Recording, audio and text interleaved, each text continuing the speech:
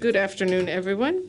First of all, I want to thank the organizers for their invitation and for helping with the organization, actually, of the whole conference cycle.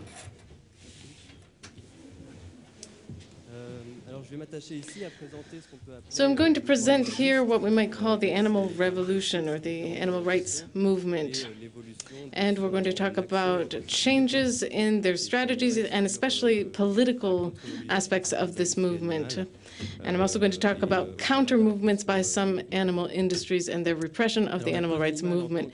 The animal rights movement, as an organized movement, has a very long history. It goes back to the 18th century in the UK. I'm not going to go through the whole history of the movement.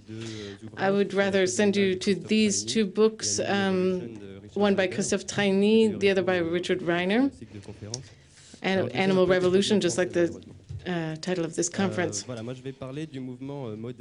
going to speak to you about the modern animal rights movement as we know it today, which is a result of the resurgence of the animal rights cause in the end of the 1960s. And it's based on an important and new ideological foundation, which was shaped by authors such as Peter Singer with his book Animal Liberation, published in 1995, Tom Reagan's important book, In the Case of for Animal Rights, or Gary Francione, Rain Without Thunder, which was published in 1993. And there's a number of central concepts here. Some are ideological, anti-speciesism, which is very important for France, or animal rights. And then there are other more practical concepts, such as veganism. So with this new wave at the end of the 1960s, there was a distinction between an ideological distinction between what we could call, on the one hand, welfarists, who don't call into question fundamentally the exploitation of animals, but rather want animals who are being exploited to be in the best conditions possible, versus abolitionists who are opposed to all forms of exploitation of animals. And they're opposed to slaughtering of animals for human consumption in its totality. So we can distinguish between fundamentalist abolitionists and reformist abolitionists. Abolitionist, reformist, that's not at all a pejorative term, at least the way I mean it. So the reformists, sorry, the fundamentalists actually are against reforms which would improve animal welfare in animals who are being exploited, for the simple reason that that will actually prevent abolition to take place later, because the consumers will basically have a clean conscience in consuming these products because they know the animals are being treated correctly. So they're against reforms for improving the sort of animals. Now, if we look at their strategy, their idea is that, on the other hand, the reformists believe that these reforms are important. It makes animal exploitation more expensive. There are binding laws that are difficult for the animal industry to put in place. All of this makes it so that these industries have more difficulty doing their work, which is a good thing for the reformists. And their goal, of course, on the long term is also abolition of animal exploitation. This brings me to the political work of this movement. First of all, given the importance of activism generally, there's part of the movement that for some years actually moved away from political action. They actually looked more at social works. Their goal was to change individual behavior rather than to work in the political arena. Social work, or efforts for social change, certainly increased the number of vegetarians in the world, for instance. But of course, there were other factors involved in this change, food scandals, or the impact of livestock farming on climate change, for instance. But basically, my point is that I doubt these techniques were really effective for coming up with long-term solutions. If we look at polls, there's a big gap between the number of people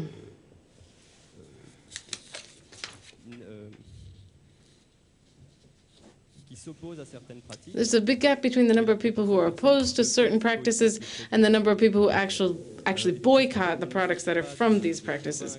So the goal is not to convince the public of the good of a certain act, but that's not necessarily going to translate itself into action. However, the public would be in favor of legislation that deals with these issues.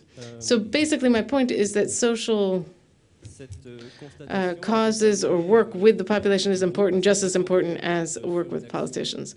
Now, let's look at political work of the movement. For instance, protests that with very political messages, not just symbolic messages, mass mailings to elected officials, watchdog organizations as well, to make sure that that politicians are keeping their promises.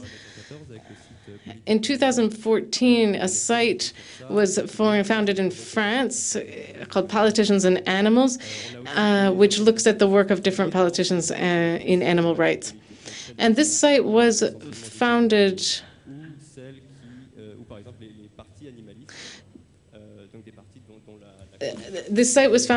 at the same time as we're seeing a rise of political parties specifically devoted to animal rights in Europe, especially the Dutch party at the head of this movement. It was the first party in Europe to get into national parliament.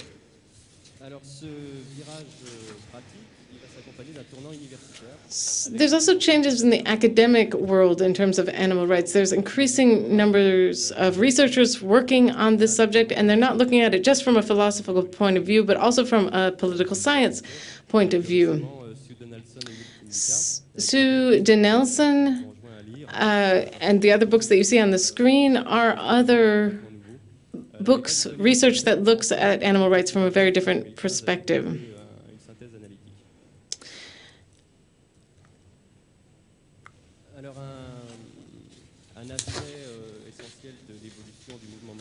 One essential aspect of the current animal rights movement is globalization. Of course, decisions are being made at a supranational level at an increasing rate, especially in Europe, and this has caused animal activists to think of their activities beyond borders. And on the other hand, of course, the internet has made cooperation easier between animal activists in different countries. So the internationalization of the animal movement is also present at the grassroots level. There was a European citizens movement against vivisection, campaigns like SHAC, which began in 1999, and the goal was to close the largest laboratory experimenting on animals in Europe, and that was really the first, I would say, international grassroots movement to have that scope. There's also international meetings that allow activists from different countries to share their experiences and help this movement to become increasingly international. We also have associations which are becoming international, such as PETA, Compassion in World Farming from the UK, Animal Equality from Spain, or Four Paws from Austria, which Sophie represents today. There are also political parties, for instance, a group at the initiative of the Dutch Party for the European elections with 7 animal political parties in Europe. Also, other groups such as the Eurogroup for Animals, whose goal is to conduct lobbying at the European level.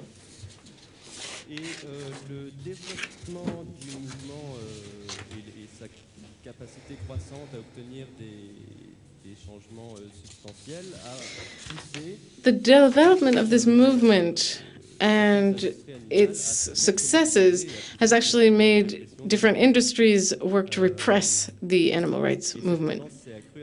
And this has been increasingly the case after 2000, especially in the security climate after September 11th, first in the US and then in the UK, and in other countries such as Austria or Spain in Europe. And what we can see is that there is cooperation between industrialists, politicians, and some police, national or international police services. To look at repression, I have a very large definition of repression in order to take into account a number of different elements that basically create a coherent whole. I see three different kinds of repression. The first that I'm going to call discursive criminalization, which means the promotion of a specific discourse which sees legal activists as terrorists or extremists to discredit them. When I'm talking about legalist activists, I'm speaking of people working not in direct action type groups. So these are activists who are truly acting legally. But this kind of discursive criminalization legitimizes other kinds of repression, which I will talk about now. What's interesting is that if you look at the reports that have been published by some secret service bodies in Europe, you see this uniformization of their discourse, especially after 2000. They use the same rhetoric, the same terms to discredit these movements. Some lobbies actually create organizations specifically to repress animal rights movements. This is an example of that. Speaking of research in the UK, which also is present in the US, and their goal is specifically to inhibit the work of animal rights activists.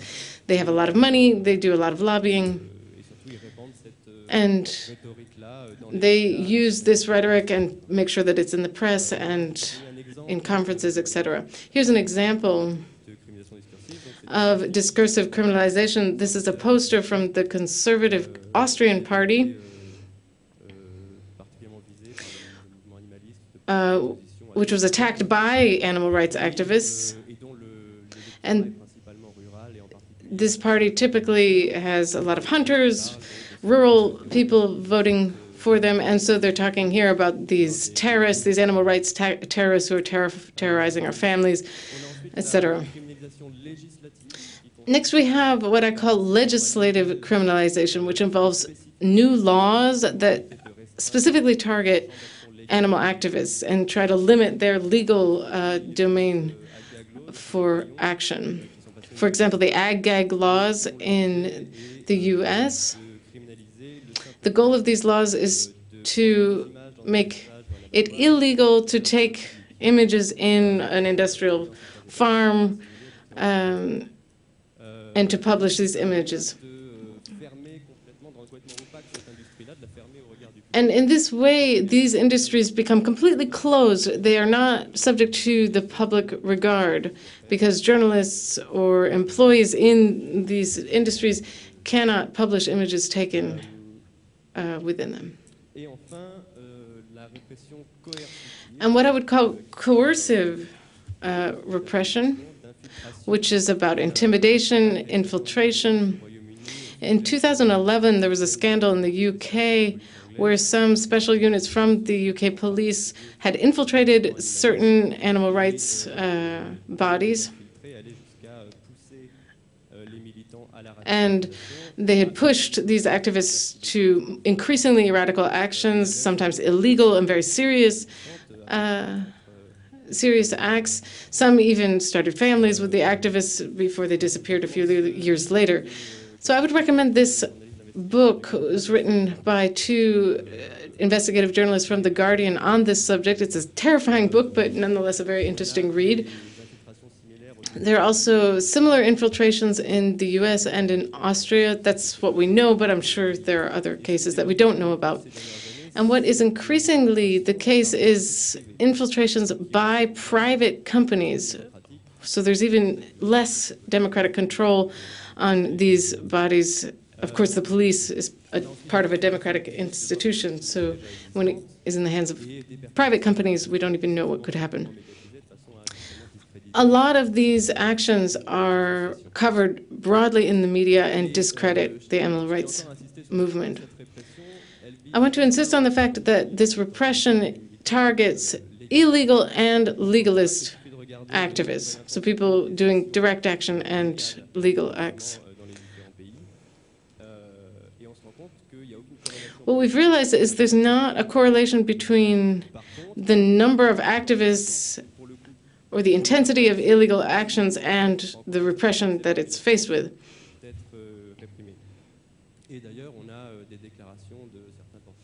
But what we have seen is that the more successful the movement is, the more repression it faces today.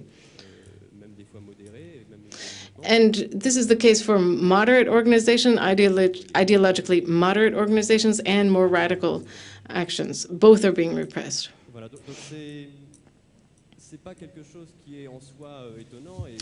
So this is perhaps not surprising. All social movements which have radical ideals or which are acting for radical change have been confronted with this type of repression.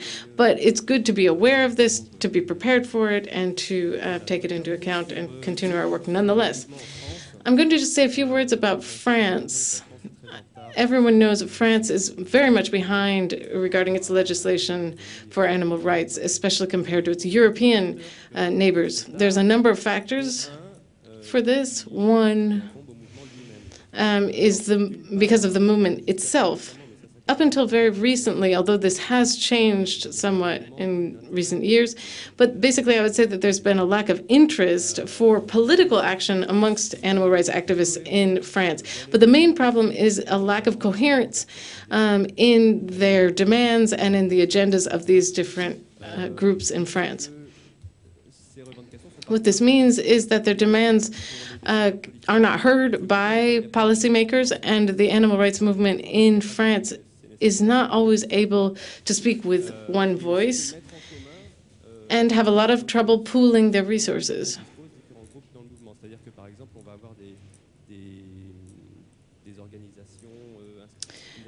There are some more institutionalized organizations, larger organizations, also these are often the more moderate ones.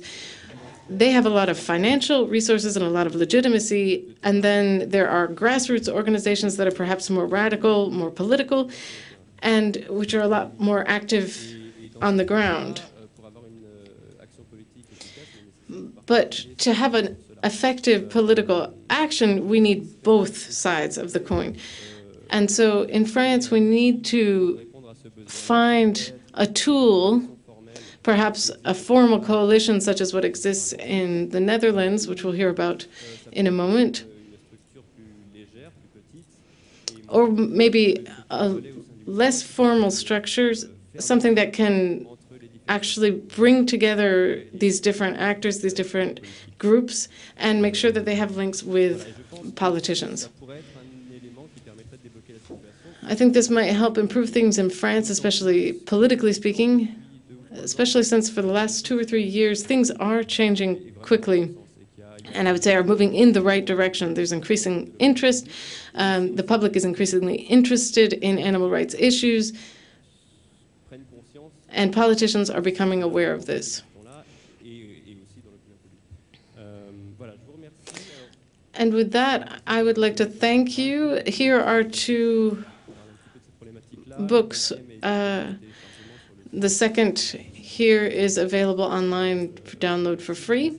And I want to thank you for your attention, and I'm going to hand the floor over to Sophie.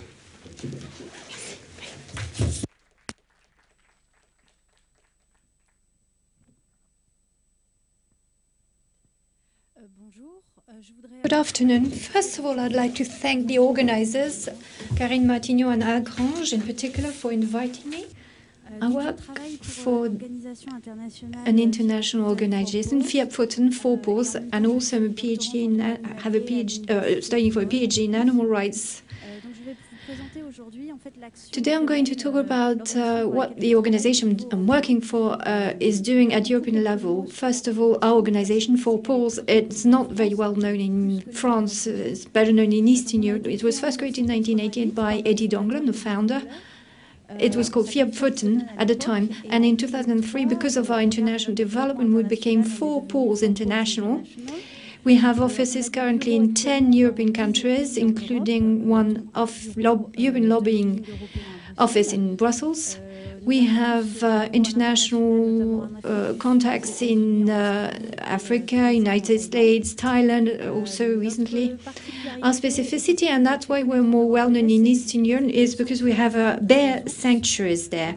We have contributed to the ban of dancing bears performance in Eastern Europe, and in exchange for this legal ban, which was passed in Bulgaria in 2008 in particular, in exchange for that, we created sanctuaries, which you can see in yellow here everywhere in Europe, to give sanctuary to these bears, which belong to private individuals. We also have sanctuaries for big cats seized in private homes or living in poor conditions in zoos. Since 2007, in 2007, we created the European office in charge of lobbying, and I'm going to talk about this lobbying operation now. This European office was active in two star projects in particular. First of all, the Caro Dog and Caro Cat platforms. Caro means holding detention of pets. These platforms were created in cooperation with the EU for a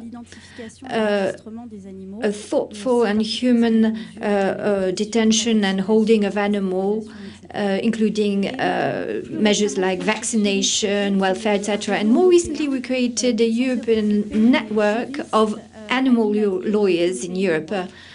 You can see the email address. It includes 60 members, and this website is growing every day. This network is growing every day. On the website, you can see the political structures in some member states specifically dedicated to the protection of animals.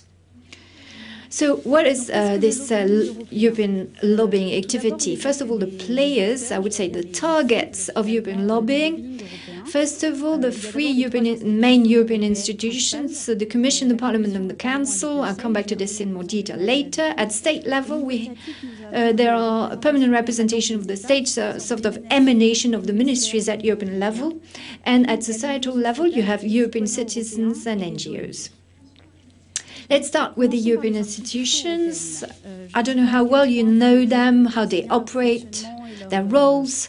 So I'm going to go into that very briefly. The European Commission has 28 commissioners, one commissioner per member state, and they represent DGs, Directorate General, working per topic. And within the Health DG, this used to be called Health and Consumption DG, but it's been split into since Croatia became a member. So in the Health DG, there's a specific unit dedicated to animal welfare. The European Parliament represents European citizens with elected MEPs. Some are elected directly or less directly in France, for example, but to be MEPs at the European Parliament. You have groups of MEPs that come together regardless of their political leanings, and there's an intergroup dedicated to animal welfare. Now, the Council has all the members of each member state. And the presidency switches every 6 months. There are no specific animal welfare dedicated institution within the Council, but depending on the president of the Council, animal welfare is more or less prominent. Just to simplify the way Europe works, the European Commission suggests bills. The bills are voted in by the Parliament, and the Council ratifies them. But the three institutions work more together, actually, on the projects, on the bills. And that's where we play a role. Another player, a big European lobbying player, are perm reps, permanent representations of states. They are a prime target for us. In Brussels, every state has a representation Initially, it was for practical reasons, so that not all ministers of all states have to travel to Brussels every time there's a meeting, a conference. So they establish permanent representation, but more within those permanent representation, you have specialists of welfare, animal welfare. It's not the case, unfortunately, for the French representation. It's actually the person in charge of agriculture, which covers this. But these people are actually key prime targets for us because they are direct with the European institutions for us.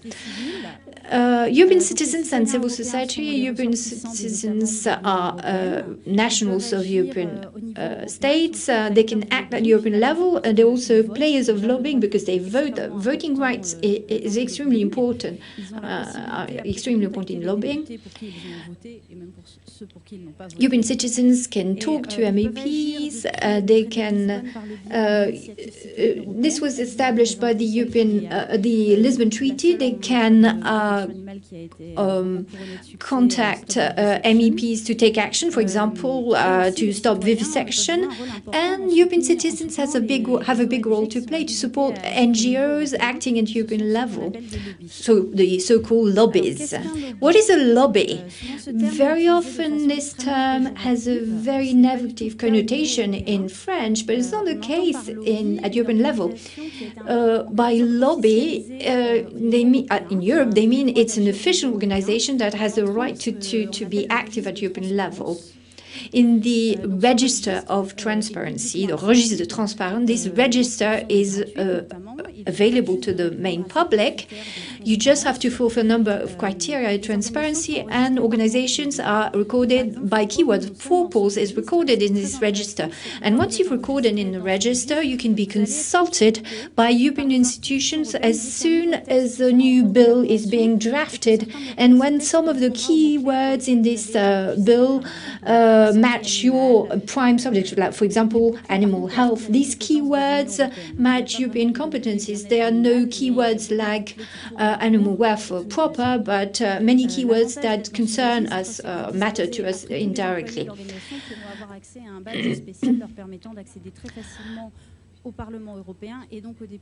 If you're a member of this register, you have a faster and easier access to European institutions with a badge.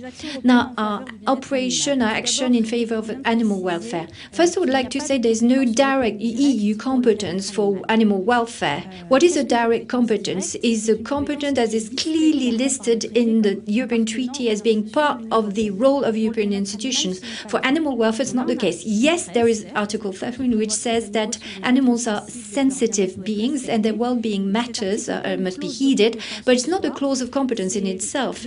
But it's actually more important than a clause of competence because this promotes a moral principle, a real ethical value that not just that must be heeded by the EU, not only the EU, but also by all the member states in all their legislations. So it's very important.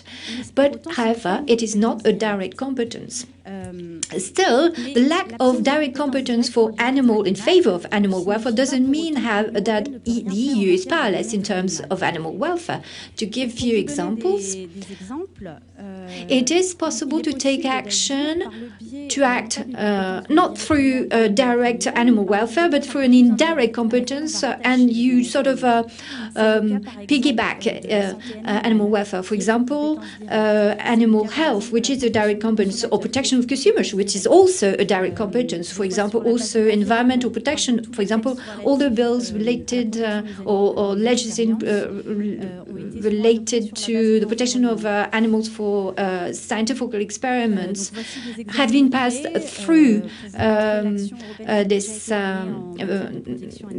been passed in a roundabout way this way. For example, pieces of legislation, 1996, protection of animals used in scientific experiments. Obviously, the legal basis worth bringing legislation closer, not the protection of animals. 1998, protection of liability laying hens, and then there was a legislation on slaughter of animals. For pets, the picture is a little bit more complicated. For farm animals, we have achieved big success at European level through the competence for farm animals, a clear competence for farm animals. But for pets, the interest was not as clear for the European institutions. However, in 2003, a legislation was passed concerning European citizens traveling within the EU with their pets. On holiday, for example, the objective was not to protect pets, but to make traveling simpler without excessive red tape. And I find the example of pets particularly interesting because we can see there's a change in European mindsets in relation to indirect competencies for the protection related to the protection of animals. For example, in 2009, as an official answer to a question raised by an MP concerning necessary action for farm animals, the Commission answered that it had not been informed about any problems concerning the sale of cats, dogs, and ferrets, whereas a year later the presidency of the council changed. It was Belgium, and they changed everything radically because as soon as the presidency changed, our platform CARDOG was first created, and thanks to the Belgian presidency, the European Commission supported CARO immediately and became an official partner. And the same year, following a question asked similar to the previous question year before, the Commission answered the absolute reverse, and the Commission said it is aware that there is a problem with pets. And from then, things have changed a lot, although concerning pets with no masters, stray pets, things are changing more slowly. For example, 2009, the Commission concerned it has no competency to take action in relation to stray dogs in Romania, whereas in 2012, for the first time, pets were included as part of the European-wide strategy, and the European Parliament not just made a written declaration, but on top of that, a resolution stating clearly the duty of the European Union to take actions for the welfare of these animals, stray dogs. And then there was a first official conference in the EU for the well-being of cats and dogs, including the well-being of stray dogs, which was quite surprising at the time, 2013. And even more surprising, 2013, when Romania passed a legislation including that would cause the massive slaughter of all dogs on the Romanian territory, the EU made an official letter reminding Romania of its duties and saying that this policy was not acceptable. In 2014, there was the first European inquiry into the well-being of cats and dogs involved in commercial practices, quote unquote. But the question of in the inquiry were extended to stray animals, cats and dogs. Okay, so things are changing slowly. There's no European legislation on welfare and animals, but things have changed because in the past there was a complete void, no competencies, and the EU is starting to take on some competencies and starting to take actions, moving towards legislation proper. Now, changes in terms of European of welfare of animals at European level. The most significant change is a decree by the Court of Justice. I've listed decrees by the Court of the European Court of Justice. I've listed a number of decisions. And clearly, in 2001, the Court of Justice says there was no general principles in the European legislation in relation to animal welfare. 7 years later, however, complete change in case law. There was a case about the well-being of cattle, and at the time, the court said that not only the objective of welfare is legitimate, but also it's a permanent obligation on all member states and European institutions, which is an incredible change of in the space of 7 years. And in 2013, the Tribunal of the European Union acknowledged that the protection of animal welfare is a legitimate legitimate general interest objective. The next decision is very interesting as well, because for the first time the European Court of Justice was very daring, because it came up with an interpretation in favor of animals based on the piece of legislation which was passed 15 years before, at a time where there was no animal protection competence in the EU, and used Article 13 to consider that, okay, the plaintiff was right in his negative interpretation against the animals, but that the spirit of this Article 13 was against an interpretation against animals. So, future prospects. Now I've explained what has been achieved. Now I will try and explain what should be done. The first key point is to improve the implementation of the existing legislation. There's a fair amount of animal protection legislation at European level. Some may say it's not enough, but still there's some. The problem is that this legislation is not applied poorly. The example of laying hens is quite famous. Member States had 13 years to implement the legislation. Let me specify, this came with some funding to help producers improve the situation. Having said that, when the legislation was first passed, 13 procedures for non-heeding legislation were launched by the Commission, including against France for non-compliance with the legislation. Same thing a year later with a directive protecting sows and banning them from staying in cages. And some member states took more than 12 years to adopt the standard and didn't do it or did poorly. And in 2013, still 11 countries were not compliant. Concerning experimenting with animals, member states had 3 years to apply the standards. However, 4 cases had to be initiated. Just to give you an idea of where France is, what is the situation in France for hens and pigs, there were 2 cases against France to force France to apply the standards for experimenting with animals. According to EU, France is okay. Some may say it's not.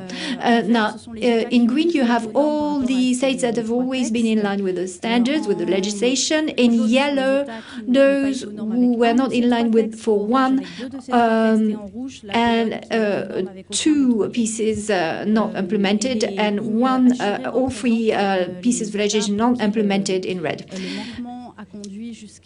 And 1 country was even sued by the European Court of Justice.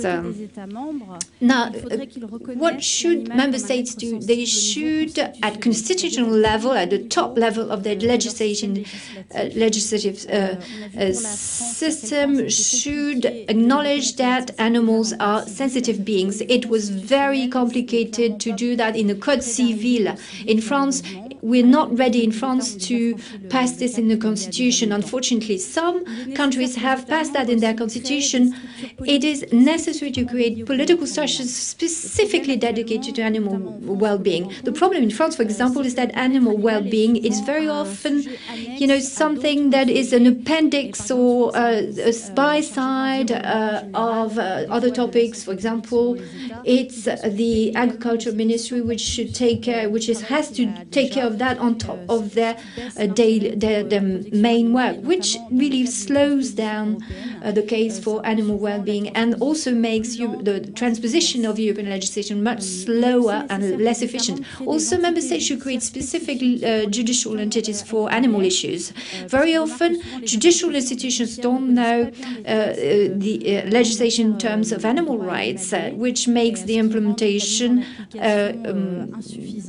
not good enough.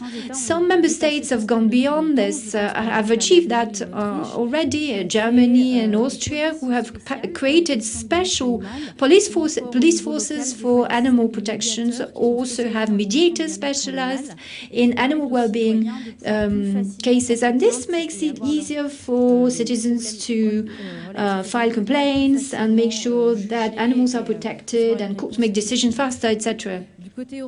At European level, sanctions are not strict enough in terms of not compliance with standards, and cases are very slow to proceed, and EU members are barely sentenced or penalized, Also, the European legislation is not very clear, it's quite fuzzy, especially because it's got to be translated in 24 official languages. We conducted some research as part of the European group of experts specialized in animal welfare and the legislation on animal welfare. We noticed concerning the same terms, pets or farm animals, there can be up to 10 different words, translations, which causes problems, and sometimes the terms are not very well defined or not defined defined at all, and there might be very difficult this causes difficulties in translation. Now, we should also consider legislation on some animals that have not been covered by the European legislation at the moment. I'm thinking about topics like foie gras or bullfighting, but maybe it's not judicious to pass legislation on this, because a legislation on foie gras or bullfighting, the risk would be for this legislation to give legitimacy to this practice at European level and make bans at the level of member states not acceptable at overarching European level. However, concerning the management of farm animals, farm rabbits, also concerning the well-being of fish, etc., it might be a good idea to pass a European legislation. So in conclusion, the European Parliament is, let's say, the most advanced legislative body in terms of animal welfare. There have been a lot of written declaration, resolutions in favor of well-being, asking the Commission and the Council to take action. Why? Because MEPs are elected by European citizens, which, as Melvin demonstrated, have really turned the animal welfare issue into a political issue, really talked about during elections, etc. And that's why animal welfare is becoming more and more prominent at European level. Now, concerning the Commission, it's more complicated. The Commission is less reluctant to take action on animal welfare than before. Having said that, its scope and its action is quite limited. Okay, there's an animal well-being unit, but it's counterbalanced by the animal health unit, which is sort of taking over. But we've heard these two units are going to be merged. Yes, is it good news or not? It's difficult to say. Maybe the animal well-being unit will have more teeth, and it might be a good thing. But there's a danger that the health unit might just swallow the animal welfare and make it disappear. Now, the big problem we have is with the Council. The member states, they are the biggest hindrance to the development of real legislation on animal welfare at European level. So lobbying at the level of member states is probably the main priority, therefore. More generally, concerning farm animals, lots of pieces of legislation have been passed. Having said that, it's difficult to go further because the Commission is still thinks that European citizens are not willing to pay more for more animal well-being. That's what Melvin Josse was saying earlier. So there's a gap between what people are saying and what they're actually doing. Very often there's a big difference, and still a lot of work to do at national level to convince the European Commission that, yes, people are willing to pay more. We've seen that with eggs from laying hens, battery eggs, which are not produced by free-ranging hens, are becoming less and less popular. So this goes to show that it is possible to sensitize European citizens. Last point, a number of associations or groups of individuals, new players have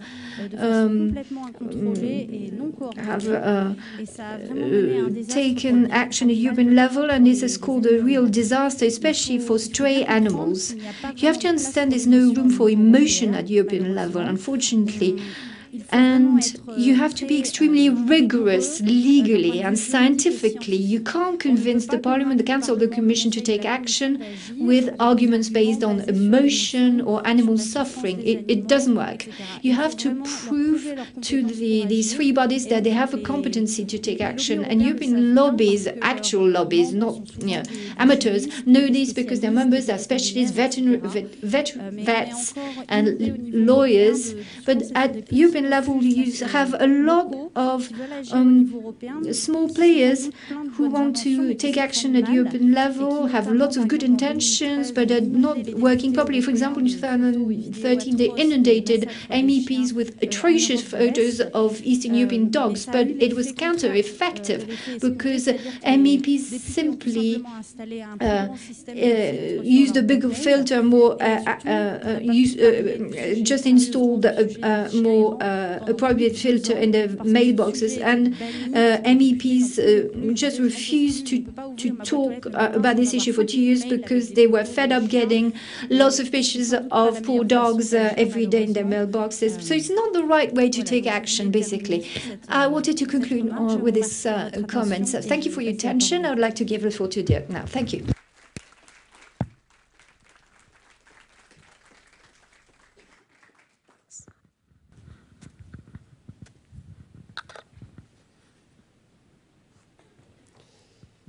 Good afternoon. It's good to be back. Thanks again for the organizers for having me here. Melvin talked about animal protection movements in general. Sophie focused on the EU, and I'm going one level underneath to the Netherlands as a sort of case study of a member state. I would like to start with a very simple assertion, and that is that animal protection organizations are important. And you can look at the founding of animal welfare organizations or animal protection organizations and the date when there is legislation in place. And even if you go back to the 19th century, you see the first animal protection organizations being founded, and soon after, or some years after, there's legislation in that particular city. Up to the national level, the first national organization in the Netherlands dates back from 1877, and 4 years later we had our first national animal protection legislation, or legislation that prohibited cruelty to animals. And also, if you look in more recent times, you see that campaigns are started, foundations are set up, and they campaign, and after a while, and that can take pretty long actually, 10, 15, 20, 25 years sometimes even, but then we do achieve results. So we got a ban on battery cages on a sort of national level, which helps to get a ban in the EU. We had the idea of a ban to ban sow crates, and that was taken up at European level again. A ban on veal crates, even a ban on fur farming, and very recently a ban on the use of wild animals in circuses. So animal protection organizations, without animal protection organizations, things do not really happen. If you look at the sort of list of protective measures, it's very hard to spot any of those measures without campaigning and lobbying from an animal protection organization. So that's a first very basic conclusion. Then, if you look at the Netherlands, we are a small country, 17 million people, but we do have a lot of animal protection organizations, literally tens of organizations that campaign and lobby to protect animals, and below that even hundreds that have little sanctuaries to care for animals. And this is great, because this shows that there is a real willingness of Dutch citizens to care about animals. But it can also create some problems. And I would like to discuss some of the advantages and disadvantages of having so many organizations in just a small country like ours. By the way, Melvin mentioned that we actually have also a political party in the Dutch parliament since 2006. And not only in the parliament, but also in the Senate, and nowadays also at municipal level and in the provinces, and even one in the European Parliament. But the party leader will be here in 2 weeks' time, if I'm not mistaken. So I will not talk about the Dutch political party. You have to come back in 2 weeks' time, and then you will hear her tell all about it. But I would like to point out that even this political party was sort of the product of an animal protection organization. It was within this animal protection organization that the idea of a political party originated, and from where the action to actually found that party took place. Okay, so there are some advantages of having a lot of animal protection organizations. For example, you can have organizations that play different roles. So if you have more than one organization aiming at one particular goal, you can divide the roles. And we had a quite successful example in the Netherlands where there was this very vocal campaigning group, Wakker Dier, who has been campaigning on the issue of meat chickens for years and years and years now, and quite aggressively so. And on the other hand, we have the Dutch RSPCA, the Dierenbescherming, who worked with producers to create a system, a higher welfare system for broiler chickens. And without the Dutch RSPCA, the campaign of Wakker Dier probably would not have been successful, because retailers would have said, well, but there's no alternative. And on the other hand, without Wakker Dier, the Dierenbescherming would not have been successful in creating their solution, because retailers would not have been bothered by it.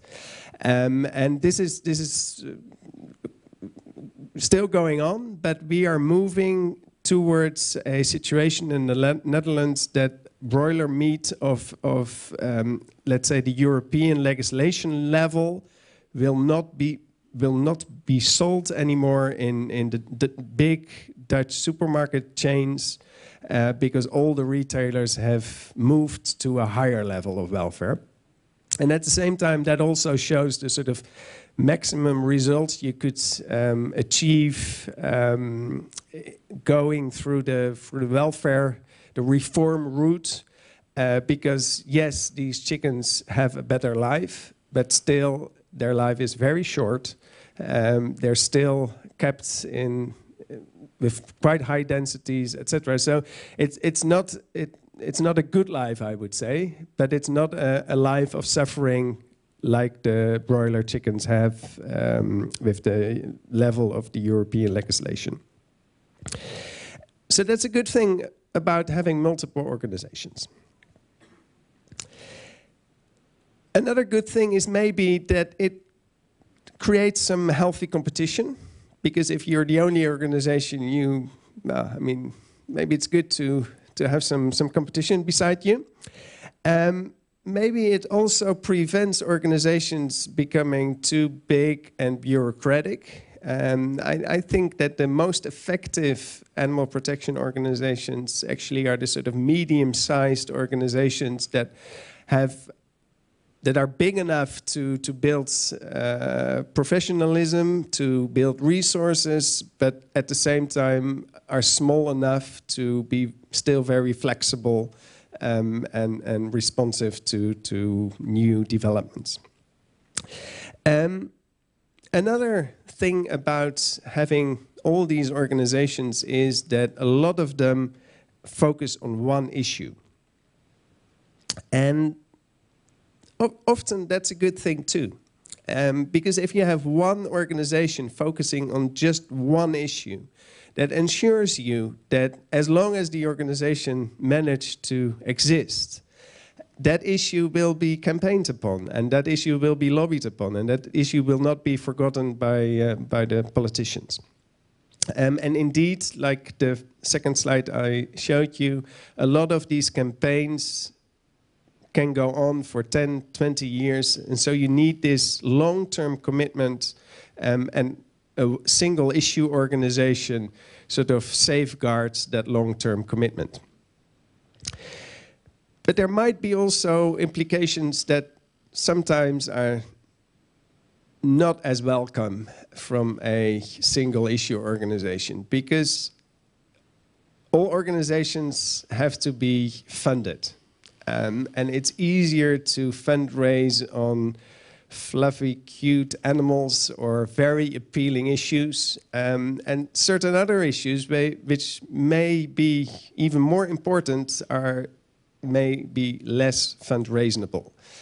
So you could end up having a lot of organizations, for example, working on dogs, but not a lot of organizations working on fish. And indeed, we only have one very little organization that is focused on fish welfare, whereas if you look at the numbers of animals involved, if you look at the sort of severity of suffering, the fish issue is probably much, much more important than the dog issue.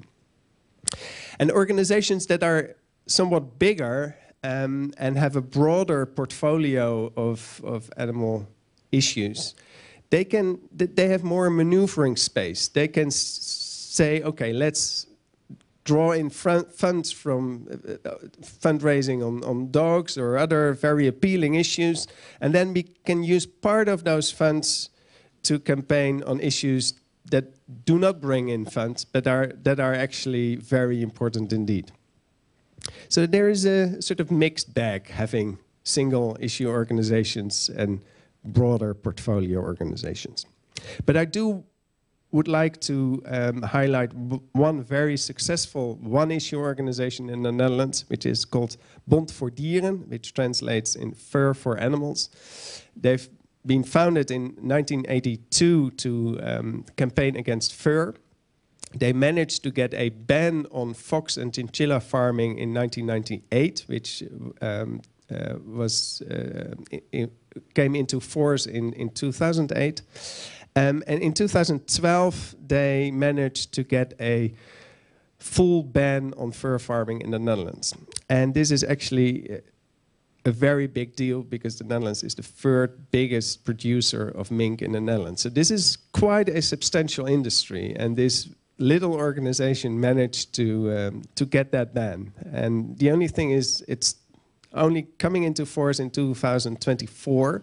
So this organization still needs to be very vigilant until the ban is a reality, because if there is any changes in politics before that time, they may lose it again. And indeed, we had actually a very sort of, or are still in a court procedure which also looked at one point quite threatening for the ban, but luckily things look bright again. But clearly an example of one little dedicated single issue organization being able to achieve great things. But there are a lot of disadvantages as well of having this huge multiplicity of organizations, because it's not efficient. Every extra organization needs a duplication of all the functions an organization has. So you have one extra organization, you need an extra fundraising department, an extra database manager, an extra, you tell me. It's not efficient. Another thing is that it sort of divides and scatters the resources and the capacity and the skills and the expertise. And it allows opposite stakeholders, especially opposite political parties, to play divide and rule, to jump on differences between groups and to make use of that for their own good. Lastly, when you have all these organizations all springing up because they have very good intentions and they want to change this particular thing, you may end up having no real sort of strategic oversight of what is really important at a particular moment in time. So there's serious disadvantages in having all these organizations. But fortunately enough, we can do something about that and try to get all these organizations aligned. And when we can achieve that, I think we will be in a very good position indeed. And so I would like to highlight two examples.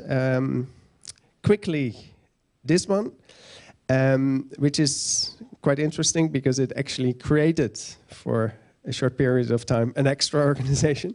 But this was an organization that was founded in 2006 and last year was terminated because it achieved its goal, and its goal was a ban on the use of wild animals in circuses. And this was a sort of gap. So animal protection organizations sort of realized, okay, this is actually quite an important issue, but none of the groups made it a priority. But as a movement, we thought, okay, but somehow this needs to be addressed. And if not one particular organization is going to address it, why not pull resources together and fix it together? So a few big organizations, or rather big organizations, put some money on the table, set up an organization, hired a director for that organization, and this organization actually achieved the ban, and as I said, is now terminated again.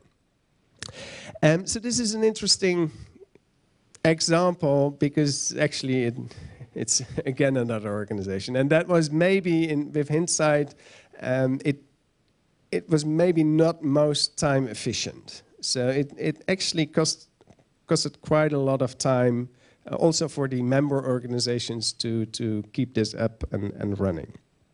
On the other hand, this model was good in the sense that the organization itself didn't really have to raise funds because it was funded by these organizations.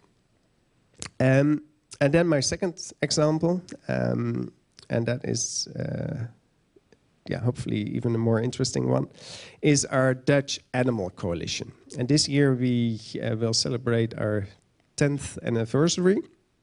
And this really is a broad coalition with 17 organizations to sort of make sure that we as an animal movement speak with one voice, that we share our knowledge, that we share our expertise, that we have discussions on what needs to be done, that we can sort of support each other in their work. And this, I think, is an interesting model. We struggled for years because it was a very loose platform and there was not really capacity at the platform level. So all the work that the Animal Coalition did had to come from members of the coalition. But since the end of 2014, we have a paid staff member who is the coordinator and sort of policy advisor of the coalition.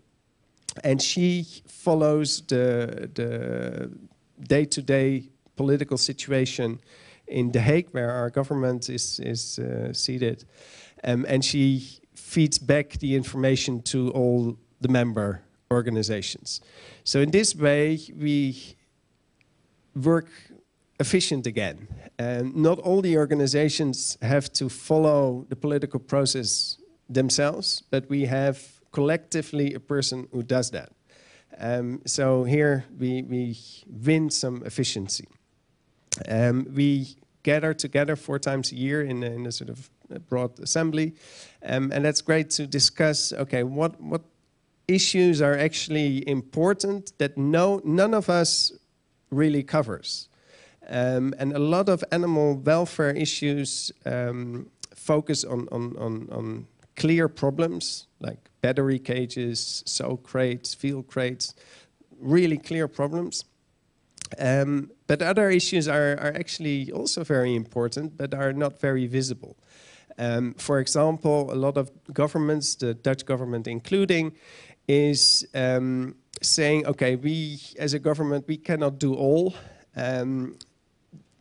Businesses have to do it. Sustainability has to be achieved by businesses. And again, also animal welfare is, we can do our bit, but actually businesses have to achieve it. And there is a lot of regulation, policy, laws regarding businesses. And if animal welfare is not part of that legislation, it will get much harder to get those businesses actually improving animal welfare. So those kinds of things, those are kind of sort of cross-cutting issues that none of the member organizations tackles in itself, can be tackled by the Animal Coalition.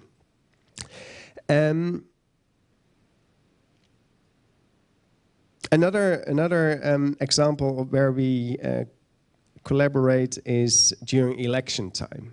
Again, obviously elections are massively important to get good animal welfare legislation. If you choose the right political parties, things will be easy. If a country chooses the wrong parties, it's impossible, and you may lose actually good legislation. So elections are key. And none of the individual organizations have the sort of power to organize a lot around the elections, but together we do. So we develop a web tool where citizens can see which party actually is aligned with their views on animal welfare. We organize a debate. We try to influence the party manifestos. So collectively, we can make sure that animal welfare is an issue during election time. And then to conclude, this is just one country, but like Sophie pointed out, at European level, the sort of most difficult part of the EU is the Council, and the Council consists of member states. So if in enough member states in the EU there is good momentum for animal welfare, the Council eventually will also move, and the whole EU will move like it did in the past. So it is very important to link the work at national level to the European level, but also to other international levels like the UN, WTO, OECD, OIE, last two both here in Paris. And in that sense, it will be important also to sort of connect not only the national level to the European level, but also between the member states. And I think we are not doing that a lot actually as an international animal welfare movement. So there are international groups sitting in Brussels. There is Eurogroup for Animals with their membership in the countries, but there is maybe not yet a lot of sort of cooperation between different member states to achieve something. So there is a working agenda for us here, I would say. So with this, I would like to conclude, and I'm very looking forward to questions and a discussion. Thank you so much.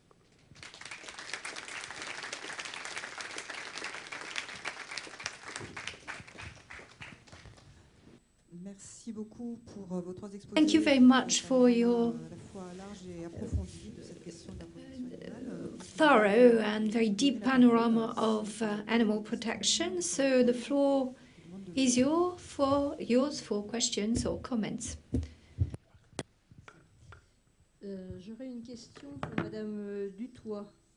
I have a question for Madame Duthoit.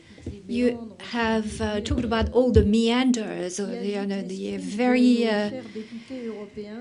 complicated mind of our European MPs when they complain about getting atrocious pictures of tortured, killed animals, etc., and who complain because they have to see those pictures and stop reading their email. But are we not talking about a lack of compassion? Actually, it's certain. But also, it's been demonstrated in inquiries published on TV or in the press that this really goes to show there's a lot of lobbying to preserve the status quo. I'm talking also about the tobacco industry and also laboratories. And it's been shown that all those people who were supposed to vote against the action of all these big companies were actually getting bribes to vote to do nothing. Because that's an explanation, because, you can't believe that MPs should do nothing when they see these atrocious pictures and still do nothing to further the cause for animal protection in Europe. Well, thank you for your question. First, I'm not supporting or justifying the attitude of MEPs. I'm just explaining what they're doing when they're getting too many emails on the topics, whatever the topic. They tend to close the door, put a cloth, on their eyes, which is detrimental to the animal cause, because you can't, in the end, address the topic for a long time. Concerning their reaction, I'm not supporting their attitude at all. But still, there's a number of European MPs who are personally very involved in the animal welfare topic. But we often are limited by European competences. I would say the Parliament is the wrong target, I would say. Because if there's one institution which is actually trying to change the situation, to change for animals, it's the Parliament. If you look at the number of amendments they try to pass and are actually blocked, discarded by the member states, a number of MEPs are in a very uncomfortable situation. They try to do their best, and in return they get a message with, for example, insults, whereas they're doing their best. More questions? Please wait for the microphone.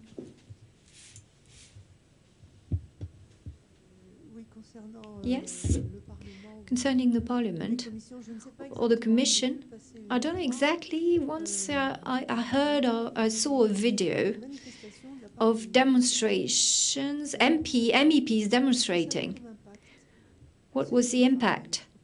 These were women MEPs.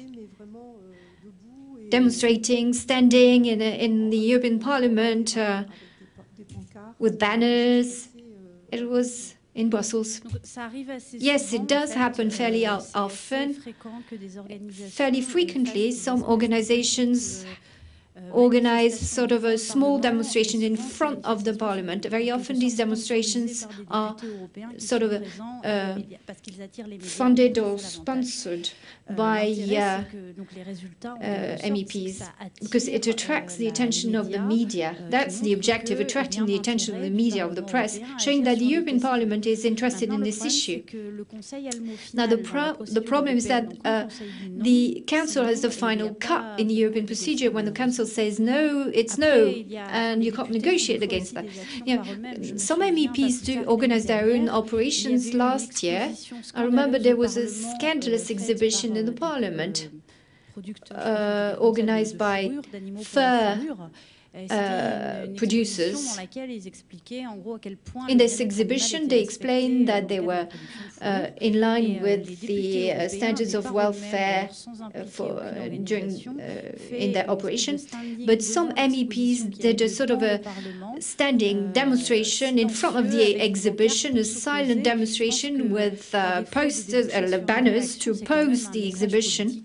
It is a very strong political message. It is furthering the cause, but slowly. It says it's okay. But if you say so, but if you're very moderate, very kind, is it good enough? Apparently, this type of demonstration, okay, well, shocking photos, they don't like them. Right, but you're saying that at the end of the day, if you physically show that you're against something or status quo, does it help? Yes, it helps for the in the issue of fur producers. It was useful because you had MEPs, actual MEPs, not European citizens, demonstrating against this. It was useful. But the problem is not the form. The type of action is the lack of coordination. It's not the issue. The issue of photos is not an issue in itself. The issue is that if we had done something better organized with a real message, they're getting thousands of messages in God knows how many languages. I do get some messages myself as well. It's impossible to reply to this type of message. If some organization coordinate, as Dirk explained, if they send a single message to MEPs, they do get appointments and answers. But when MEPs are showered with thousands of messages, I'm not exaggerating, they had to do something to stop those emails. The problem is that MEPs have to work on many different topics, not just one topic. They have a big workload. So the issue is a lack of coordination, the main issue here.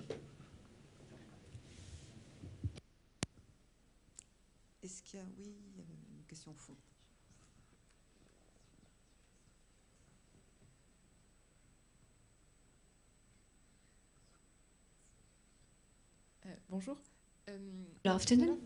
Earlier you said that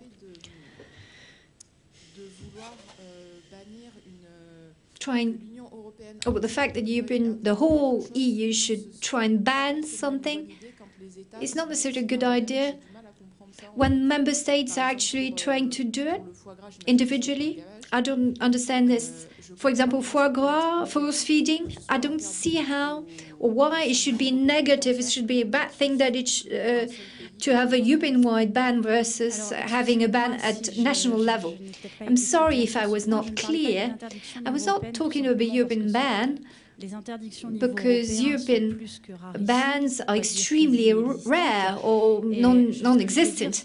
What I meant is that if you encourage the EU to take action, the EU would actually raise animal welfare conditions, for example, in farms breeding geese, producing foie gras, and would make national bans illegal. Same thing for wild animals in circuses.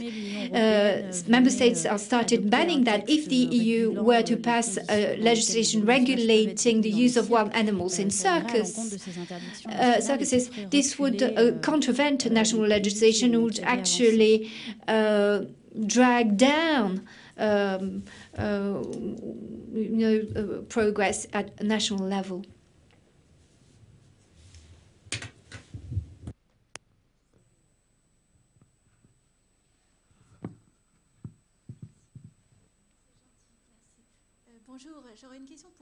Yes, I have a question for Melvin.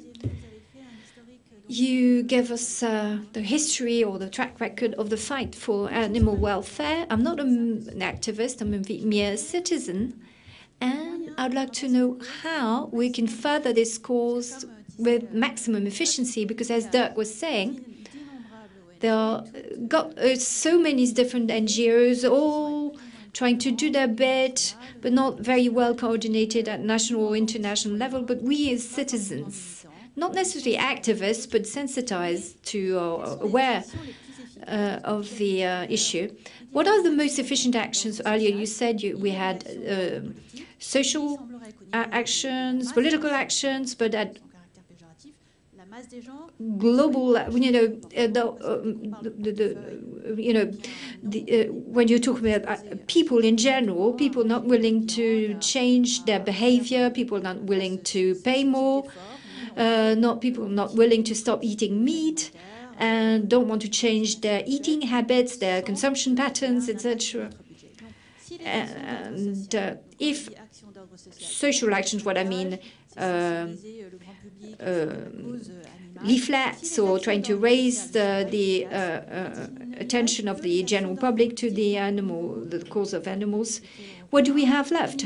Political action at European level with French MPs, at the level of big international organizations. What are the best means of action today? Because today we've got some track record. We've got about 100 or 150 years of fighting. Today we can see the impact, more or less limited, of this fight. But what can we do today to change people's behavior? Any ideas? Yeah, I didn't mean that social action was inefficient. What I meant is that alone, it's not good enough, but it's very useful. I've been an activist for 10 years. I've been active for 10 years in these types of demonstration or operation. It's very useful, but let's not focus on this alone. That's what I'm saying. So, grassroots people very often focus too much on veganism, or sort of a culture, an identity on veganism, around veganism, and tend to forget the political aspect. People focus on converting individuals to veganism, maybe a little bit too much. What can you do at individual level or political level? Well, write to your MP, national MP. For example, CRAC, an association against bullfighting, recently launched an initiative, an operation asking supporters, they train people, they provide documents and encourage people to talk to MPs, senators, and ask MPs and senators to support a bill banning bullfighting. That's an example of something you can do at individual level. Okay? Isn't this actually saying that grassroots operation is not useful? You sensitize people, but when it comes to making a real change, for example, battery farming, everybody is very much aware to these to the existence of these concentration camps for animals. Everybody is aware of this, but if you want to save 1 or 2 years on your meat, nobody is willing to pay more. So in terms of efficiency, is this really useful to talk to people, to organize leaflet dissemination campaigns, or whereas we know that cognitive dissonance, sorry for using a psychological term, there's a real gap between what people are saying and their actual individual behavior when it comes to saving 1 or 2 years. As individual, we all live 24 hours, we're all working, we always, isn't it? We all have 24-hour days, we're all working. Is it useful to wait sometimes on operations that have a limited impact and not trying to change the global picture? We've been active for 150 years. Some operations are useful after 10 or 12 years, but only at top level. At political level, it's just like the 35-hour working week. This was not promoted by citizens, but it was actually imposed by some politicians. Don't you think that we should focus solely at political level, national, European level, international level, and really focus on this and not just, do a bit at grassroots level? I do that, yes, but I'm wondering, is it efficient? Yes, okay, we need to be more active at a political level. That's what I said, but still don't drop lobbying at grassroots level.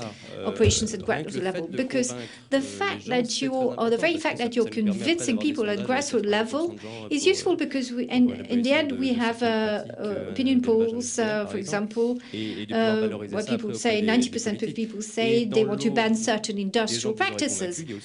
And in the group of people you can convince, some of them will change their habits. And because of the role of the impact of consumers will change the picture, but you're right, we should concentrate more on political action. I have one last question on the power of the press. It's the fourth power, as we call it. I'm wondering, why is there nothing in the press about animal welfare, battery, industrial farming? I'm not for vetting vivisection, but in terms of figures, battery industrial farming covers 1 billion animals and 65 billion animals yearly, 1 billion in France, 65 globally. So if we should focus on one issue, we should really focus on this one. Why is there such a total silence in the press about this? Should we do something with the press as well, so-called independent press in France? I'm not sure it's an issue of independence. I just think that journalists are humans. They've got their own biases, and some of them, are simply not interested in those issues. Or if you're an activist, you hand out leaflets, you realize that lots of people are hypocrites. It's only human. People don't want to change their habits, and they tend to be in denial of certain issues, blatant issues, and I think that is the same for journalists. But there is some change at all levels, public opinion, in the media. Things are changing, have been changing a lot recently. For example, the environmental issue related to industrial farming is being discussed more and more, and there's no rule of silence. Even 3 years ago, this was never ever discussed in the media, in the mainstream media. Yeah, I've never read press articles in top media about what's happening in industrial farming. Yes, on the internet, but not in national written press, or maybe one odd article a year or every 2 years. A special article on animal welfare in industrial farms, but very little, although it's a big societal issue. I agree it's too little, but these biases are disappearing, dwindling at level of public opinion, and also in journalists are becoming more sensitized. And we've seen there's a certain media elite which is starting to be more and more interested in this. If you listen to certain media like France Inter, the French radio, do talk about this a lot more. Some journalists are personally committed, like François-Olivier Gisbert or Émeric Caron. Very recently, there was a report in François, a prime time by François-Olivier Gisbert for the cause of animal welfare. Things are changing, maybe not as fast as I would like them to, but they are. Any other questions or comments?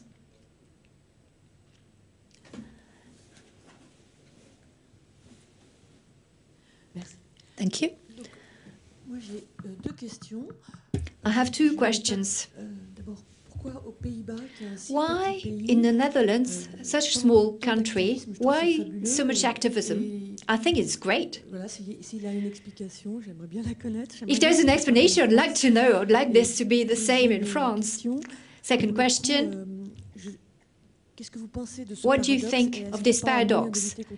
Isn't there a way to fight this paradox? The fact that when you want quality products, I'm a vegan, I don't buy eggs, but for those people who want to buy eggs from free-range hens, why should citizens who want better food to have to pay more, whereas states pay for animal concentration camps for animals. And we don't really pay the actual price. If we had to pay the real price for battery meat, we would have to pay more. A hamburger costs 2 euros. The actual cost, if you include environmental costs, is 10 times more. State promote consumption of meat, and we're not really paying the real price. What can you do against this paradox? And very recently I read in an opinion poll that people are willing to pay more, especially in the UK, to have quality products.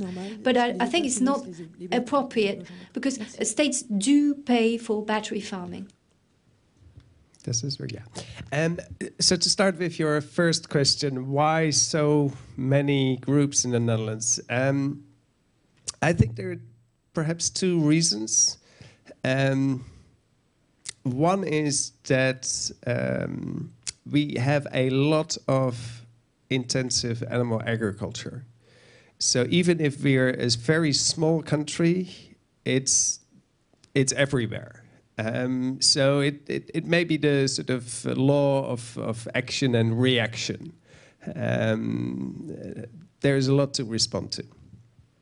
Second reason is perhaps that because we are small and because we are traditionally a trading country, 70% of our agricultural produce is actually exported. That's like no other country except for Denmark, I think, is in that position. We look a lot at other countries, especially our big trading partners, Germany and England. And the UK has been traditionally the sort of cradle of animal protection. And we perhaps follow sort of the English attitude towards animals in that sense, whereas France is much more sort of inner directed in a sense that it used to be a superpower, and it still, in many senses, feels it's a very important country and doesn't really let other influences get to the nerve of it. So that's. I'm not sure if that explains everything, but that's a start. Your second question is obviously bigger than just the animal welfare issue. It's the whole environmental issue that the true environmental costs are not properly priced. And I think there is a movement to change that for the better. And the polluter pays principle is I think quite sort of getting traction. You see it with CO2 pricing. So there, hopefully we get there. But then obviously there is the issue if we only look at animal welfare, that is a social concern, I would say. And how can you put a price on that? And if you put a price on it, is that not actually very dangerous to do because it's priceless? So it's a very tricky discussion. But certainly I think this sort of environmental impacts of animal production should be much more reflected in the price. And there is a whole lot of legislation to influence to achieve that. And the good thing is, as an animal welfare movement, we do not have to do that on our own, or maybe we even don't have to do it because the environmental movement is trying to achieve that. Then on the issue of consumers willing to pay more, I do think that people are, if they have been explained the issue, that certainly they are willing to pay more. And there's a lot of opinion polls sort of pointing that out. The only problem is that when they're confronted in the supermarket with a lower priced product, they choose the lower price option. And so the goal, I would say, is trying to sort of eliminate that low price option. And so that is the very interesting thing we have seen happening with the battery cages, where supermarkets, at least in the Netherlands in the 1990s, started to get rid of battery eggs in the supermarket, and people didn't realize there was a lower cost option available because they were only shopping in that particular supermarket. And now we are seeing it with the chicken meat, the fresh chicken meat, where supermarkets are removing the lower price option just from the shelf. So chicken meat will become more expensive in the Netherlands. And I don't think that will cause a lot of social upheaval. I think people think, yeah, that's good.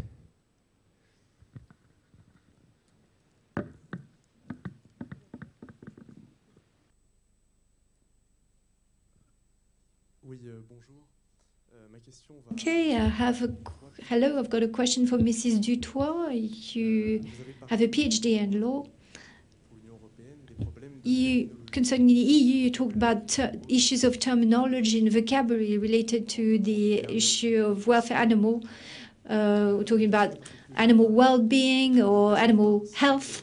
I've got a more general question. I'd like to know how in law you define the term animal itself. Scientifically, it raises a number of questions because man is actually an animal. Saying that animals are sensitive beings is a specific claim because man is sensitive, pigs are sensitive, maybe insects are sensitive, maybe we're not that sure, but maybe they are sensitive beings. So I would like to know what is the issue related to the term animal. Is it a legal term? And because this covers very different realities, doesn't it mean that the solutions that we have to bring to the issue of animal welfare are more complicated because of this? Thank you for this question, which is indeed extremely relevant. It's a big issue. In treaties, there's no single definition of the word animal. Now, the definition of the word animal is stated in each regulation directive based on the objective of this regulation or directive. So this means there's a big, the situation is very heterogeneous, especially for octopus, shellfish. Some pieces of legislation, these animals are included, sometimes not included. Sometimes we use the generic term animal, but we're only referring to farm animals. It's a big issue because there's no such thing as a single definition, not just for the term animal. For other terms related to animal, there's no single definition in the EU. And we, in Vier Pfoten, are calling for the creation of a European lexicon, which would help the issue of translation, with the issue of translation, for example, the term élevage, farming, because depending on translation, this would mean farming for food, but for other translation, reproduction, husbandry is also élevage, farming. So it is not clear. If you're interested in the issue, connect to the EU Enforcement Network website, because this will show you the results of the working group we've organized on the legislation. We've analyzed all the pieces of legislation on animals and the various terms, definitions used, same thing at national level.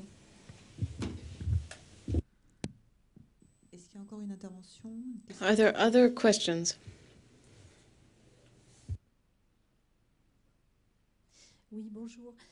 Yes, good afternoon. My question is for Melvin Josse, who was speaking earlier about criminalization, and especially discursive criminalization, and also the repression of the animal movement. And he showed that this repression has increased in the 2000s. And I was wondering if, Melvin, if you could give an explanation for the increasing restrictions, increasing repressions at the legislative level of animal activism. Do you know who is behind this? And from where this initiative is coming, this desire to kind of make these people seem like the devil. Thank you for the question. It's indeed a complex one, and it's very difficult to generalize based on the different cases that I've seen in different countries. Of course, animal industries are pushing for this repression. That's obvious. There are infiltrations, some of which are done by private companies, even animal industry companies. So that's an obvious example. And the discursive criminalization is something that's taken up then in the press once it's started by these private companies, for instance. In the UK, for instance, the Shack campaign, and more generally the anti-vivisection movement was very strong in the 2000s, to the point where some industrialists and some industrial groups actually threatened to leave the country and go to Asia or elsewhere, go to countries where there weren't this type of movement. And so then they demanded legislation to restrict the actions of the animal activists, and their requests were heard. And they also led campaigns at this time to delegitimize and discredit this movement, and that really killed, I would say, the momentum for this movement. So for the last 10 years in the UK, I would say that there are still institutions, big organizations that are still doing the work, but the grassroots work has really lost its momentum. There's no longer these major protests that we used to see in the UK. There's also specific cases, for example, in Austria. There, the animal rights movement was focused and targeted really the Conservative Party in Austria, but the Conservative Party managed to push other parties to position.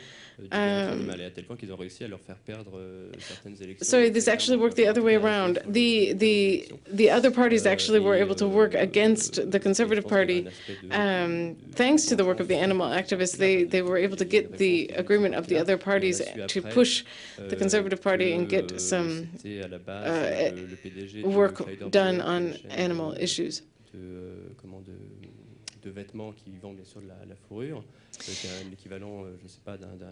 Now, for instance, in clothing, in Austria, a company similar to H&M, actually, which had clothing that had fur on it, actually asked the government to put repressive measures in place against animal activists. So these things take place differently in different countries. So what can we do? Because, of course, this is happening in a rather underground way. We talked about media earlier, but there are, of course, some scandals that are being denounced publicly. But for the most part, except in the books that you talked about, there's not a lot of people who know about this repression and who know about these actions by these industrial groups. So how can animal activists actually fight this type of repression? Because we're fighting these major mammoths of the pharmaceutical industries, of our economies, and I don't know if there's a strategy to get around this repression, because of course once a law is in place, for instance, the laws that don't allow us to go into slaughterhouses. The law exists, so what do we do? We can't go back to when this wasn't forbidden. Of course, it's important to have a unified movement, coalition, this kind of thing, but it's important to have a unified movement. Austria actually managed to come out victorious from this period of repression for the simple reason that the movement was very unified. The government tried to create division within the movement, but they did not succeed. And they tried to create divisions between welfarists and abolitionists, but that simply didn't work. It did, however, work in the UK. There was much more division in the movement in the UK. In the UK, there's a difference between activism for animal rights and animal welfare. And now when you say that I'm an animal rights activist in the UK, people immediately will react saying, oh, well, you're an extremist, you're radical, you know, you have no place here. whereas the welfarists are seen more favorably. So I would say this discursive criminalization really worked quite well in the UK. And unfortunately, the different groups were not, didn't have solidarity between them, and there was a lot of division in the movement, and that really worked against the movement as a whole. So it's important to have a unified movement and also to have institutional pillars.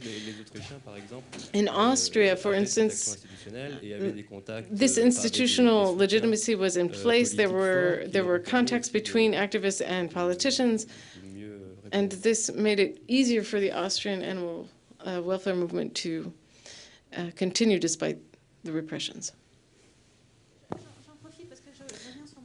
I just want to come back to my question from earlier regarding the power of the media, or perhaps the absence of power of the media regarding the animal cause.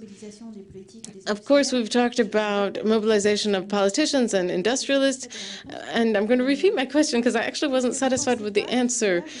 Do you think that perhaps there is powers, or perhaps the agri-food industry is influencing the press? We hear, of course, voices in the press to tell us about terrible things that are happening in the agri-food industry, but I would say, given the scale of these concentration camps for animals, I do not understand why the press isn't more aware of its duty to inform citizens about these issues. These are epiphenomena. It's dramatic, the problems. And why is the cause of intensive farming or battery farming not focused on in the press? I think it's because it bothers us fundamentally, it bothers us individually. And for the press, I believe these are taboo subjects. I really wasn't satisfied with your answer before, which was very kind, gentle, but I'm simply not satisfied with it. My answer is simply, I do not know to what extent lobbies or industrialists are pressuring the press. I simply can't answer that question, but I do think that we should not exaggerate this. This cause is perhaps not the most important one in the world. Of course, journalists have their own biases, and up until recently, although this has changed, the fact of being interested in this problem was ridiculed, and that is no longer the case. For instance, when I was at the National Assembly, people just laughed at us before when we talked about the animal cause. When we voted more recently in the National Assembly to change the civil code for animal rights issues, that was not mocked at all. We were not ridiculed. There was no booing in the room. It was seen as a natural thing. So I think perhaps really the individual journalists don't necessarily want to talk about this and are comfortable with this. There are many reasons. As far as the COP21 is concerned, I don't think the issue of industrial farming is not as important as climate change, and that's simply why climate change is talked about a lot more than industrial farming. I see this as a vicious cycle, because if we don't talk about this, people don't know about it, and then they're not aware of the problems, and then they simply don't have a way to make their own opinion. Because if we look at if we had, for instance, articles once a month in the big newspapers or in the free newspapers that they hand out in the metro, or posters in the metro for weeks on end, then we would see some changes. I really can't understand why we never hear about battery farming, industrial farming, and the well-being of animals in the press. I really think this is changing. There is a virtuous cycle that's being put in place. I think if we look at a few years ago, you never heard about these questions in national media, and now it is sometimes spoken about in national media. Of course, it's not enough, but it has clearly changed over the last few years. And I think it's only going to get better as we go on. I'm actually rather optimistic about this. We have time for 2 more questions before we close the session. Or shall I try to also respond a little bit on the press issue? I think in the Netherlands we do have more coverage than you have in France. And part of the reason is, for example, that we have this very vocal and effective animal welfare organization campaigning on broiler chicken meat in the broiler industry. And they are everywhere. So they have advertisements on the radio, they have posters in the stations, they have even TV ads during the break of Champions League matches. So they are very visible in the media. And for that reason, journalists sort of assume, oh yes, this is an important issue and we need to write about it. So I think it's a sort of getting at a certain threshold, and then the issue is an acceptable societal issue, and then journalists will write more about it. And I sort of tend to support Melvin that in his optimism. I do think this changes, and also at European level, or as Europe as a whole, and there will be published next month a new Eurobarometer, which is a very extensive opinion poll carried out in virtually all member states, I think, and that Eurobarometer will again show that animal welfare is a very prominent issue for EU citizens, and even much more than the last opinion poll, which was done in 2006, if I'm not mistaken. So in 10 years, we can show to the policymakers, we can show to media, we can show to industries, that this issue is moving up. And you better, if you want to look ahead and you want to make policies that can face the future, you better deal with them. Oui, je voulais simplement donner un exemple. I just wanted to give an example of a lobby. During a show, C'est dans l'air, a show on French television about rural lifestyles. There was the presenter of the show who asked Mrs. Lambert, what about the issue of animal welfare? And in this case, Mrs. Lambert wouldn't even respond. But since then, well, basically what this shows is that there are extremely strong lobbies in France which can silence people such as Madame Lambert. And we simply don't speak about this issue enough, especially on television. One last question or comment. Oui, bonjour. Moi, c'était une question. I had a question for Dirk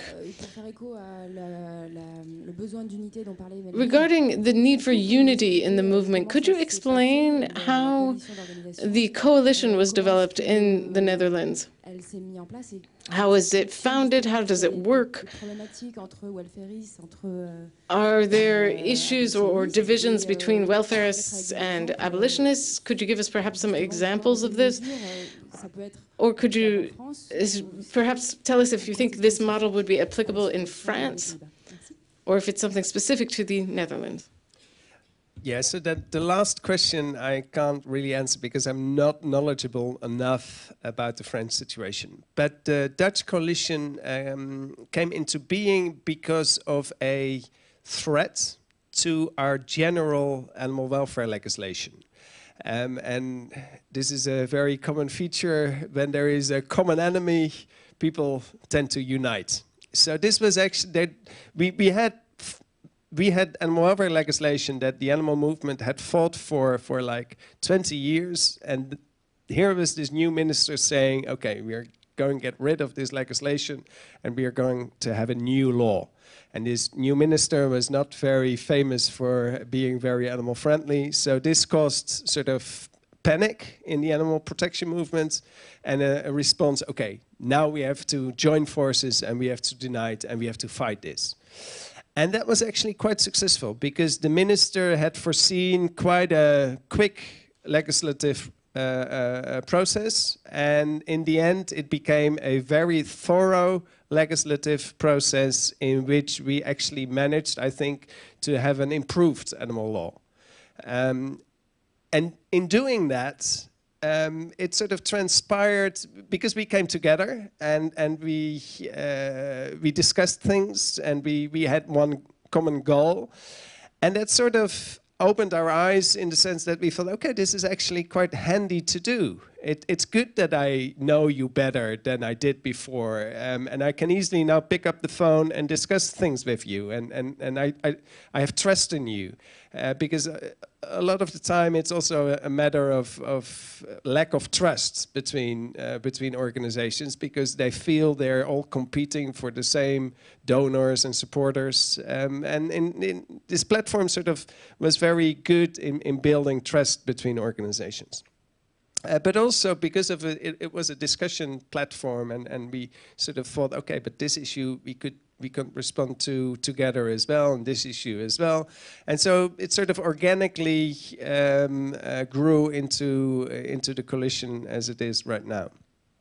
And I'm still. I don't want to give you the impression that this coalition is a great thing. I mean, I'm the chair. It has a lot of shortcomings still as well. So we are trying to improve every year. In terms of differences between welfare and abolitionist issues, that potentially that is a very tricky issue. We do not have organizations in our coalition like the abolitionists Melvin described that have as a stance that animal welfare improvements are not good because they inhibit the abolition of a certain practice. Because that would cause too many trouble. And actually the organizations in the Netherlands that do have that stance are very, very small. And they do not really have a place in the political process anyway, because the political process will be about reforming, for farm animals at least. And so they would not bring anything to the coalition that would be useful for us in dealing with the politicians. But having said that, obviously there are issues that we as a coalition have a abolitionist stance on, like fur, like the use of wild animals in circuses, basically also the use of wild animals as pets. So there is a list of things that we really would like to abolish. And then obviously in farming there are practices that we would like to abolish. So in the end, some organizations, if you remember Melvin's schedule with the 3 columns, some organizations could be placed, I would say, in the pure reform space. Some of the organizations you can put in the reform/abolitionist space.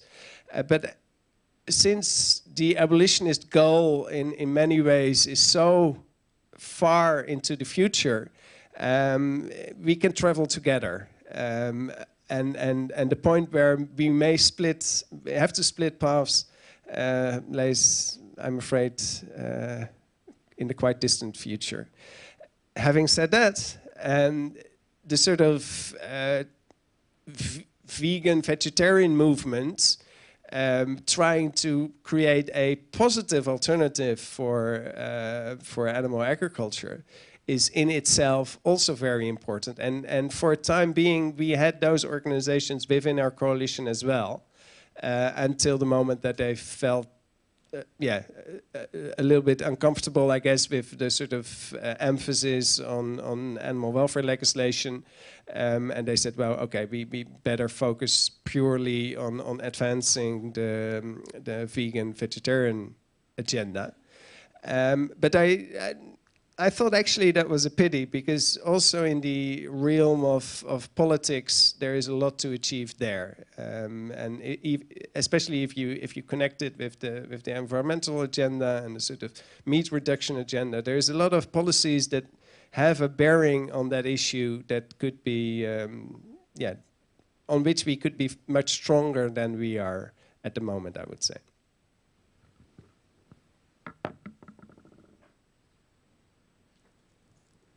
Merci beaucoup. Ça sera le mot de la fin. Thank you very much. That will be our concluding words. Thank you to the three of you.